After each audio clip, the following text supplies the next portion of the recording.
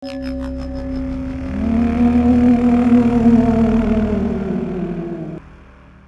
guys, welcome to the start of a mini 4-part series where I'll be reviewing 4 of the Halloween movies: Halloween 1978, Halloween 2018, Halloween Kills, and when it comes out, Halloween Ends.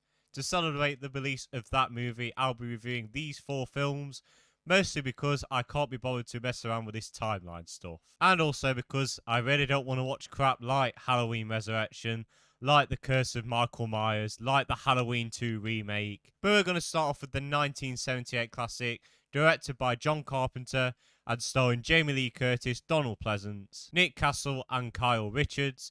And in the 1978 classic, a mental patient called Michael Myers, who is just pure evil, decides to go around Haddonfield and kill people. He encounters a babysitter called Laurie, who is giving him a really tough fight, and he's also on the run from Dr. Loomis, who is his former doctor who tries to regain him back to good health. Now, everyone has heard of this film. Even if you've not a moviegoer, you've heard of the 1978 film Halloween. This really created this whole subgenre of slashers. If it wasn't for this film, we wouldn't have got Friday the 13th. We wouldn't have got Nightmare on Elm Street.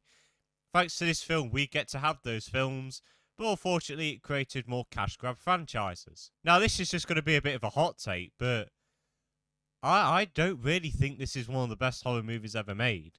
I really do think this film does have a few problems, if I'm being honest. Now, there's always one scene in this film that has never stuck with me. We get that famous shot of Michael coming through the dark doorway. Very cool shot, starts well, and then he tries to stab Laurie and then misses? What? How did you miss that? I could understand it if she'd made a little slight movement, but she doesn't. And then he does it again later where he tries to stab her in the head or something, stabs her in the couch. It makes no sense, and it makes the villain a little bit dumber in my opinion. There's also just a few scenes that don't make sense, like this scene where Laurie's looking out the window, she sees Michael, and then she's still looking out the window, and then it cuts back to no one there, and then she acts all terrified. How does that make any sense? She was still looking out the window. Apart from those things, this is a classic in my opinion. John Carpenter really did a great job of using his small budget, which was just over $300,000. You would struggle to make a movie like that nowadays with that sort of money. He utilizes that budget so well and creates this weird atmosphere, just very creepy. The opening shot of this film is atmospheric, and it really sets the tone for this movie. The iconic killer Michael Myers, his mask is amazing. It's amazing how they made that mask with the old William Shatner mask and just painted it white. And now look at it, it's become one of the most famous horror movie masks ever. And it's so creepy, showing how he is this lifeless form. But our main protagonist, Laurie Strode, is played excellently by Jamie Lee Curtis. This is the role that made her a superstar in many people's eyes. And it shows. She is absolutely incredible.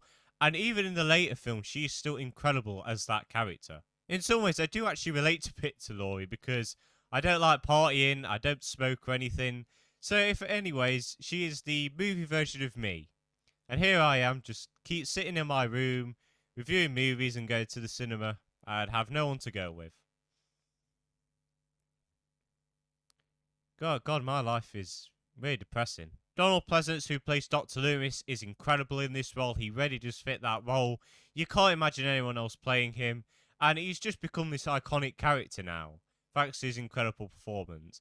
And one thing if I'm going to say about the other films like Halloween 4, 5, and 6, I really do like his descent into madness. That's one big praise I will give to those films. The soundtrack, do do do do do do do do do do do. I love that tune. In fact, I've actually got it on my Spotify. I'm not embarrassed to say that. It is an iconic horror movie tune. The kills in this are also very creative and scary. I love the kill where Michael stabs the boyfriend and he's hanging on the wall and he just keeps tilting his head like he's proud of his creation.